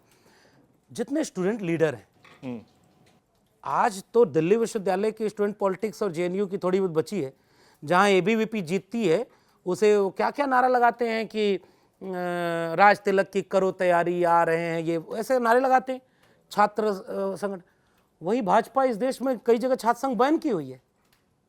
उत्तर प्रदेश में नहीं होता छात्र संघ चुनाव, तो एक तो चुनाव कराओ ताकि कैंपस पॉलिटिसाइज हो, अमीरों के बच्चे और ताकतवर बच्चे ही राजनेता न बने, गरीबों के बच्चे भी बने। अब उस कैंपस के भीतर जैसे ये कमेटी आई, उस कमेटी ने जो आधार दिया, इस आधार ने जैसे कंफ्यूज किया कोर्ट को, वैसे ही पॉलिटिशियन को भी किया। बहुत सारे पॉलिटिशियन को लगता है कि ये सवर्ण के विरोध में तो मैं क्यों बोलूं। हम जैसे लोग जो किसी इस तरह से किसी दल में नहीं हो, मैं तो फिर कह रहा हूं, प्रोफेसर राम गोपाल चूंकि पुराने सोशलिस्ट लीडर हैं, उन्होंने जो बात कही है उस पर एक रत्ती भर भी नहीं। और अखिलेश यादव ने पहले जो बात कही, दोषी बख्शे न जाएं और निर्दोष फंसाए न। यही बात तो धर्मेंद्र प्रधान करिए, तो बहुत फ्लैट स्टेटमेंट है ना। फ्लैट ही देता है नेता, खुल के क्यों बोलेगा? बीजेपी की तरफ से तो और कोई बोलेगा ही नहीं। मैं अभी भी कह रहा हूं कि मेरा स्टेटमेंट इस पर यह होगा कि आपके कैंपस में अगर कास्ट एट्रोसिटी है तो इस एट्रोसिटी को रोकने के लिए आपको बहुत ठोस नियम बनाने पड़ेंगे। गवर्नमेंट ने नहीं बनाया, इसलिए ये गवर्नमेंट के ऊपर ही। अच्छा, 2 महीने बाद आपको जवाब देना है, आप क्या करेगी गवर्नमेंट? मैं अभी भी इस खतरे से आगाह कर देता हूं। मैंने पहला वो व्यक्ति हूं जिसने इस कमेटी के ऊपर क्वेश्चन किया था कि जिस कमेटी का अध्यक्ष ही पदेन अध्यक्ष हेड ऑफ इंस्टीट्यूट होगा, तो हेड ऑफ इंस्टीट्यूट इस देश में 99% केवल जनरल कैटेगरी के हैं, तो वो SC/ST OBC को न्याय कैसे देगी? मैं तो इसको क्वेश्चन कर रहा हूं। और आपके 3 सीनियर फैकल्टी मेंबर, मैं 14 साल रहा हूं, मेरे हिंदी विभाग में आज तक एक शेड्यूल कास्ट HOD बना है, और आज भी अगर 40 मेंबर हैं तो 40 में से 30 केवल अपर कास्ट हैं, तो सीनियर मोस्ट फैकल्टी मेंबर कौन होगा? बाहर का एक रिप्रेजेंटेटिव जो बिजनेस एरिया का होगा, स्टूडेंट रिप्रेजेंटेटिव कौन होगा? तो असल में आप जस्टिस देना ही नहीं चाह रहे थे। दिखा समता समिति थोड़ा रास्ता SC ST OBC को मिल रहा है, अब तो SC ST OBC मांग कर रहा है कि हमें ये कमेटी चाहिए। आप कैसे मना करोगे? तो गवर्नमेंट क्या कर सकती है, इसमें हो सकता है जनरल को डाल दे, तो फिर कास्ट एट्रोसिटी हटाओ इसमें से। भाई ये तो नहीं चलेगा इस देश में। EWS लागू हो गया, हम लोग आज भी उसको मानते नहीं है, भले ही आप उसको चलाते रहो। मैं उन 2 जजों के साथ हूं जो सुप्रीम कोर्ट में बैठ करके इसके खिलाफ में बोल चुके हैं। आपने 3 जजों से उसको पास करा लिया। मैं आज भी कह रहा हूं कि आरक्षण गरीबी उन्मूलन कार्यक्रम नहीं है, और वो आपने इसको कर दिया। अब एक बहुत महत्वपूर्ण बात है, आपने कहा कि कोर्ट भी कह रहा है, और कोर्ट पे तो हम आए ही नहीं, एक आध सवाल उस पर पूछिए, मजा आएगा। चीफ जस्टिस ऑफ इंडिया को लगता है कि 75 साल बाद हम पीछे जा रहे हैं। वो कह रहे हैं कि अंतर्जातीय विवाह हो रहा है। कितना %? द हिंदू की रिपोर्ट है 2024 में आई थी, ओनली 5%। और उनको नहीं दिखता जैसा आपको कि हत्या हो जाती है, ऑनर किलिंग हो रही है अंतर्जातीय विवाह में। आप कहां से क्या हम अमेरिका की तरफ जा रहे हैं, जैसे ब्लैक्स और व्हाइट के लिए अलग अलग स्कूल था। अमेरिका ने माना, अमेरिका 2 गृह युद्ध झेलना पड़ा, मार्टिन लूथर किंग से लेकर के तमाम लोगों ने वहां लड़ाई लड़ी, और आज उसी व्हाइट हाउस में ब्लैक को राष्ट्रपति बनाया। आपने एक दलित को प्रधानमंत्री बनाया? राष्ट्रपति मत बनाओ, राष्ट्रपति कृपा पर होता है, उसके पास पावर नहीं होती। आपने अपने देश के बीमारी को कभी कबूल ही नहीं किया, और आप कह रहे हैं ब्लैक एंड व्हाइट के साथ स्कूल होता है। कल को इस तर्क से कि ये जाति के आधार पर भेदभावकारी नियम है, कल को यही लोग जाएंगे और कहेंगे कि SC ST एट्रोसिटी एक्ट भी जाति के आधार पर भेदभावकारी है। एक पिटीशन करेगा, एक चीफ जस्टिस ऑफ इंडिया वहां बैठा होगा, वो उस पर कह देगा कि हाँ भेदभावकारी बंद करो। तीसरा शिकार, वो जैसे ही जाएंगे कहेंगे SC ST OBC को रिजर्वेशन मिल रहा है, वो तो कास्ट के बेस पर डिस्क्रिमिनेशन कर रहा है। आर्टिकल 14 और 15 का वायलेशन है। कल को वो कह देंगे एक रिजर्वेशन देश में रहेगा, EWS। तो ये इतना खतरनाक है कि इसने इस देश के समाज की कलई खोल दी। UGC पर तो कम डिबेट हो रहा है, मैं तो कह रहा हूं सोसाइटी के कैरेक्टर और इसके जातिगत अप्रोच पर ज्यादा डिबेट हो जाए। तो जो सड़क पर नारे लगे थे कि मोदी तेरी कब्र खुदेगी, और एक मुकदमा नहीं हुआ साहब, एक व्यक्ति जेल में नहीं है, और यही नारा अगर SC ST OBC लगा दे, देखिए अगर न उसका पूरा घर बुलडोजर से गिरा देंगे, आप क्या कहेंगे?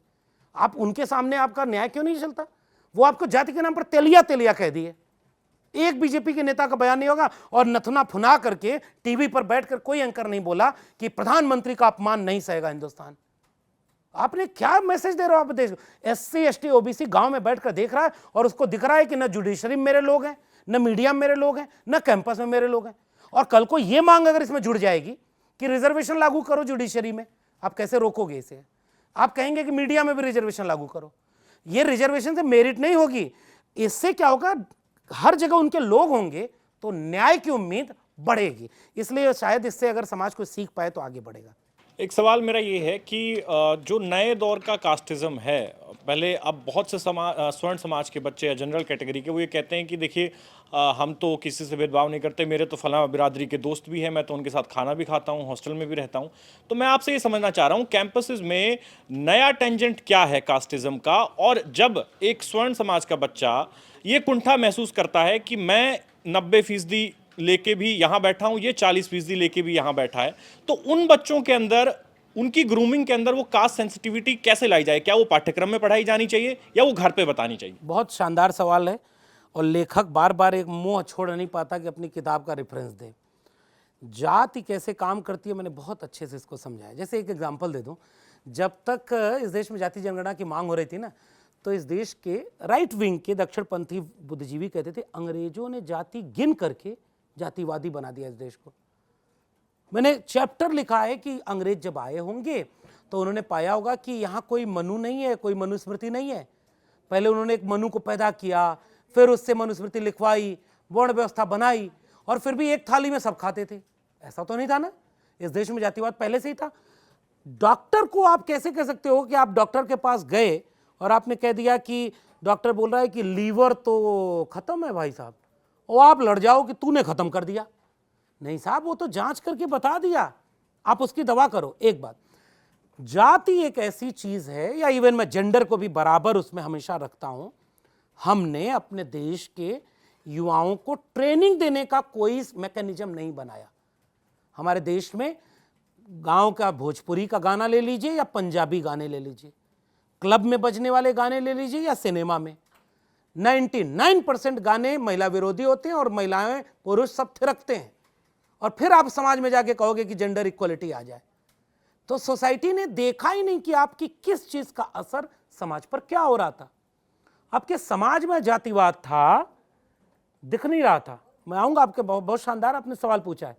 आपने अपने बच्चों को यह क्यों नहीं सिखाया कि उत्तराखंड में खाना बनाने वाली महिला अगर दलित थी तो छोटे छोटे बच्चों ने खाना खाने से मना कर दिया। उनको किसने सिखाया था कि जाति क्या होती है? उनके घर ने। आप अपने घर में अपने बच्चों को यह समझाएंगे कि मेरी जाति अच्छी, या दूसरे के पास पहले से ही मिल रहा है उसकी जाति के नाम पर गाली मिल रही, इसका इस देश ने मैकेनिज्म नहीं डेवलप किया कि हम कास्ट न्यूट्रल या जेंडर न्यूट्रल बनाएंगे कैसे। इसलिए वो दिखता है नंबर एक, हर जगह दिखता है। दूसरा, अब जैसे जातीय जनगणना का विरोध करते हैं, अरे भाई गिन करके क्लियर कर लोगे तो ज्यादा ओपनली उस पर डिबेट कर लोगे। अब एग्जांपल नंबर 2, नई पीढ़ी के बहुत सारे लोग कहते हैं कि हमने तो किया नहीं साहब जातिवाद, हम क्यों उसके शिकार हों। मेरा भी एक दोस्त ब्राह्मण है, मेरा 20-25 साल पुराना दोस्त है, हमारे बगल के अंबेडकर नगर का है। खूब लड़ता हूं मैं उससे, ऐसा भी नहीं है, उसका ब्राह्मण होना भी रहता है और मेरा बहुजन होना भी रहता है, लेकिन हम शायद सबसे अच्छे दोस्त हैं। जानते हैं क्यों? क्योंकि हम में कुछ चीजें कॉमन है, जहां हम एग्री करते हैं, जहां हम नहीं एग्री करते बहस करते हैं, लेकिन रिश्ता बना हुआ है। इसका अर्थ ये कतई नहीं, जिस देश ने राहुल सांकृत्यायन को कभी अपनाया नहीं, महापंडित थे और आज भी उनको कोई नहीं पूछता, क्योंकि वो जो बात करते हैं वो उस ब्राह्मणिकल हेजिमनी के खिलाफ करते हैं। बौद्धिक व्यक्ति हैं, आप उनको पसंद नहीं करते। डॉक्टर लोहिया संवर्ण थे जनरल कैटेगरी से, मधुलिमय, मधु दंडवते, जेपी, राजनारायण, और उसके बाद जितने नेता आप गिना लीजिए, विश्वनाथ प्रताप सिंह मंडल लागू करने वाले, अर्जुन सिंह मंडल लागू करने वाले, चंद्रशेखर, कितनी फहरिस्त थी। जानते हैं वो लोग क्यों सबके बने? क्योंकि आइडियोलॉजी थी। ये लिस्ट राहुल गांधी तक भी आती है क्या? ये लिस्ट जो आप कह रहे थे अभी राहुल नेताओं गांधी ने की? अभी कोशिश की है, निश्चित रूप से कोशिश की है कि वो जाति के सवाल पर अब तक कांग्रेस के सबसे ईमानदार व्यक्ति मुझे नजर आते हैं कि वो बहुत ईमानदारी से बात को स्वीकार करते हैं। इतना ईमानदारी अगर प्रणब मुखर्जी पी चिदम्बरम में रही होती तो 2011 में जाति जनगणना हो गई होती। ये कांग्रेस, अब मैं उस पर कुछ कहना नहीं चाहता क्योंकि अभी लड़ाई किसी और से है, वो तो खुदे बेचारे संसद में नहीं बोल पा रहे हैं। राहुल गांधी ने निश्चित रूप से इस बात को समझा है और बहुत ईमानदारी से समझा है। केवल चुनावी गणित के लिए वो ये जाति को एड्रेस नहीं कर रहे हैं। अब मैं आता हूं अपने मूल सवाल पर। इस देश में जब विचार केंद्र में रहेगा ना तो जाति टूटेगी। मेरे जितने आइकॉन हैं उसमें मेरी जाति का आइकॉन शायद 1-2 मिलेगा। जैसे आप मुझसे पूछे कि भारत के अब तक इतिहास का सबसे बड़ा नायक आप किसे मानते हैं, तो मैं कहूंगा संत कबीर, वो यादव नहीं थे। मैं दूसरा नायक का नाम लूंगा डॉक्टर अंबेडकर, लोहिया। मैं और नायकों का नाम लूंगा फूले और शाहू जी महाराज, फिर उसके बाद बीपी मंडल। इनमें कोई जाति का नहीं होता। विचार सबसे अहम होता है। क्या हम अपने कैंपसेस को या अपनी सोसाइटी को विचार केंद्रित बना रहे हैं? आरएसएस के पास विचारक के नाम पर एक जाति है और एक जाति के 3 लोगों का लखनऊ में राष्ट्र प्रेरणा स्थल बना है। एक भी SC ST OBC उनको वहां नहीं मिला। अब आते हैं तीसरे पॉइंट पर कि जिस बच्चे ने यह कहा कि हम तो भेदभाव करते नहीं, तो हम भेदभाव नहीं करते। अब इसको थोड़ा गहराई से समझ लें। अमेरिका में, मैं नाम भूल रहा हूं, शायद कोविड के आसपास का वक्त है, एक व्हाइट पुलिस वाले ने ब्लैक के गर्दन पर पैर रख करके उसको इतना प्रताड़ित किया कि वो मर गया। BLM पूरा शुरू हुआ और अमेरिका में उसके खिलाफ आंदोलन हो गए। एक व्यक्ति ही मरा था। समाज जब करवट लेता है तो एक व्यक्ति, रोहित वेमुला, पर्याप्त है इस करवट के लिए कि मैंने इसीलिए प्रोफेसर की डायरी उसे समर्पित की थी कि कैंपस को कास्ट न्यूट्रल बनाओ। अमेरिका में जब आंदोलन ब्लैक्स ने किया तो व्हाइट्स सड़क पर नहीं आए ये कहने कि ये उसने किया है, मैंने नहीं किया, मैं क्यों माफी मांगू। गूगल करके वो इमेज सर्च करिएगा। घुटने पर बैठकर अमेरिका के व्हाइट्स ने इस बात की माफी मांगी कि हमने नहीं, हमारे पूर्वजों ने इस देश में नस्ल भेद, रंग भेद किया। हमारे देश में एक एंटी कास्ट मूवमेंट किसी सामान्य वर्ग के व्यक्ति के यहां शुरू हुआ हो। अब एक दूसरा एग्जांपल, जब डॉक्टर अंबेडकर ने एनिहिलेशन ऑफ कास्ट लिखा तो गांधी ने विरोध किया कि अंबेडकर बहुत खतरा बन करके आए हिंदू एकता के सामने। तो जब वो विरोध किया तो गांधी ने एक वादा किया था कि आप इतना उग्र मत होइए, हम इस देश के सवर्णों के बीच ये आंदोलन चलाएंगे कि आपने हजारों साल तक भेदभाव किया है, आप थोड़ा बदलिए। वही गांधी 1940-42 तक जाते जाते नवजीवन में लिखते हैं कि इस देश के सवर्णों ने इस बात को कबूल ही नहीं किया कि हजारों साल से कल्चरल हेजमनी के नाम पर कुछ है जो मिल जाता है, उसके लिए शोषण करना जरूरी नहीं होता। जाति व्यवस्था आपको बहुत कुछ दे देती है और उसको आप बाय डिफॉल्ट उसके लाभार्थी हैं। जैसे पुरुष होने के नाते आप बहुत जगह बहुत बाय डिफॉल्ट, इसका अर्थ ये कतई नहीं कि उस डिस्क्रिमिनेशन में आप शामिल नहीं हैं। अगर उसका प्रिविलेज मेरे पास है तो मैं उसमें उसका पार्ट बन गया। गांधी ने बाद में तय किया कि मैं अंतर्जातीय विवाह में जाऊंगा, मेरा अगला जन्म हो तो किसी मेहतर के घर हो। ऐसा कितना लीडर आप पाएंगे जो उस कम्युनिटी से, आरएसएस का कितना आदमी ये बोलता है, उस पूरी कम्युनिटी में महिलाओं के विरोध में अगर समाज बना है तो आप महिला को सुधारने के लिए आंदोलन करेंगे। आप पुरुषों के बीच ये समझाएंगे कि तुम्हारे पुरुष होने मात्र से तुम्हें बहुत कुछ प्रिविलेज मिला है जिसके लिए तुम्हें अपने भीतर सुधार करना है। इस देश में कभी सवर्ण तबके ने कोई आंदोलन नहीं चलाया कि जाति व्यवस्था बुरी चीज है। वो तो इसका विरोध करते रहे कि अम्बेडकर क्यों इसका आंदोलन चला रहे हैं, लोहिया क्यों चला रहे हैं। मैंने अपनी किताब जाति जनगणना में लिखा है, जनेऊ पहना था ओबीसी में आहिर, कुर्मी, कोयरी 3 जातियों ने, हत्या हुई 150-200 कि जनेऊ मेरा प्रिविलेज है। अब आते हैं आखिरी सवाल पर। कैंपस में वो जनेऊ नहीं दिखता। कैंपस में अब जो द्रोणाचारी है वो एकलव्य से अंगूठा नहीं मांगेगा, वो एनएफएस करेगा, वो इंटरव्यू में नंबर कम करेगा। जातिवाद वहां चलता है। मेरी प्रोफेसर की डायरी में एक चैप्टर है, इंटरव्यू बोर्ड में जाकर के एक व्यक्ति कहता है कि बताओ क्या नाम है, तो कहा राकेश। पूरा नाम राकेश कुमार, पिता का नाम महेश, पूरा नाम महेश कुमार। महेश कुमार के आगे क्या लगाते हैं, महेश कुमार पथिक। तो फिर उधर से सवाल आता है कि ये पथिक किस में आते हैं, तो वो बोलता है कि क्या सर आप मेरी जाति जानना चाहते हैं। अरे नहीं नहीं ऐसी बात नहीं, बस पूछने के लिए कह रहा हूं। वो मूर्ख था जो जाति पूछ रहा था। चालाक आदमी बिना पूछे आपकी जाति जान जाएगा। तो आज जो नए जातिवादी हैं, आप महिलाओं के विरोध में आप अपने पुरुषों को ये समझाते हैं कि केवल छू करके ही सेक्सुअल हरासमेंट नहीं होता। बहुत तरह के नए तरीके बन गए हैं जिसमें आप पकड़े जाएंगे तो आपको सजा मिलेगी। तो वैसे ही जातिवाद भी है। मैं आपसे यही कह रहा हूं कि गुड टच बैड टच जब स्कूल में सिखाया जा रहा है, लेकिन हमने एनाहिलेशन ऑफ कास्ट पढ़ा जब हम डीयू में आए कि हमने पेपर चुना, ये किताब आपने तो पढ़ी। पढ़ लिया, बहुतों ने अभी नहीं पढ़ा। तो मैं वही कह रहा हूं कि ये कास्ट सेंसिटिविटी का इस तरह का कोई तो स्कूल पाठ्यक्रम में भी शामिल होना चाहिए ना। फिर तो। मनुस्मृति शामिल होगी सर, एनाहिलेशन ऑफ कास्ट क्यों शामिल होगी। मनुस्मृति आदि ग्रंथ है, आपने अंबेडकर की राइटिंग सिलेबस से हटाई है। अभी दिल्ली विश्वविद्यालय में 3 राइटिंग थी, कांचालैया की और डॉक्टर अंबेडकर की, सब हटा दी आपने। कल को देखिएगा यही बीजेपी रही और यही वीबीएसएम पारित हुआ तो ये सारे वो टेक्स्ट हटा देंगे जो हिंदुओं को बांटता है, वो जाति नहीं हटाएंगे जो हिंदुओं को बांटती है। तुम नारे जो लगा रहे थे सड़क पर, तुमने एक नारा नहीं लगाया कि जातिवाद से मुक्ति दिलाओ, ये जो लोग यूजीसी का विरोध कर रहे थे। इसका मतलब है कि आपने सोसाइटी मैकेनिज्म नहीं डेवलप किया। अब एक आखिरी सवाल का छोटा जवाब देता हूं। मैं जानना चाहता हूं कि मेरे विश्वविद्यालय में लगभग 14 साल मैंने जब पढ़ाया तो मैंने देखा कि कई ऐसे सिलेबस हैं जिसमें SC ST OBC बच्चे ही एलिजिबल नहीं मिले, सीटें खाली पड़ी हैं। आज भी मैं आपको एक होमवर्क दे रहा हूं, SRCC, Miranda house, lady Shri Ram college, इनमें जितने भी आर्ट फैकल्टी है, सोशल साइंस फैकल्टी है, उसमें आपको SC ST OBC बच्चे मिल जाएंगे। आप दावे से कह रहा हूं SRCC का, कॉमर्स का या साइंस का आप निकाल कर देख लीजिए, वहां एलिजिबल ही बच्चे नहीं पहुंचे। क्या इस देश को चिंता नहीं होनी चाहिए कि आप रिजर्वेशन दे रहे हो फिर भी वहां एलिजिबल कोई पहुंचा ही नहीं, और आप केवल मेरिट इस नाम पर चेक कर रहे हो। आपको 40% और 10% जो 50% है, आप 50% वाले में तो एलिजिबल नहीं हो पाए, आप वैसे ही नालायक थे। आप तुलना कर रहे हो SC ST वाले से।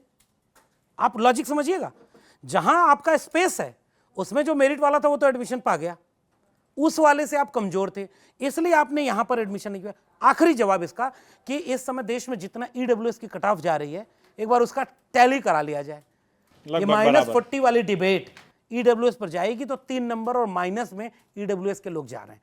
तो थोड़ा हम जब डिबेट करें, और चूंकि लोग चाहते नहीं, हम डेटा के बेस पर डिबेट करें, हम जो फिलोसफिकल क्वेश्चन आपने किया उस पर डिबेट करें। हमारी मंशा अगर होगी कि हमारी जाति श्रेष्ठ बनी रहे और देश भी महान रहे, ऐसा देश महान नहीं बनता। सबको बराबर रखेंगे तब इंक्लूसिव होकर के वो महान बनेगा। अच्छा, एक वन लाइनर जवाब दीजिएगा। आपका जो समाज है तो कई लोग ये कह देते हैं बोले ये यादव तो OBC के नए स्वर्ण हैं, तो इसकी क्या जाति जनगणना उसका इलाज है। मैं उनसे जानना चाहूंगा कहाँ कितना, तो उससे वो जवाब मिल जाएगा। तो लक्ष्मण जी, बहुत लंबी चर्चा रही, इस विषय पर, गंभीर विषय है। आपका अनुभव कैसा रहा मंच पर? मंच का अनुभव बहुत शानदार है और ऐसे कार्यक्रम हर तरह के विचार के साथ, हर तरह के आइडियाज़ के साथ होते रहने चाहिए और मंच ही तो लोगों को लोकतंत्र और संविधान मजबूत करने का स्पेस मुहैया करा रहा है। शुक्रिया आप सबका। बहुत बहुत शुक्रिया। अगली बार हम एक नए मेहमान से आपकी मुलाकात कराएंगे। तब तक के लिए देखते रहिए न्यूज़ तक।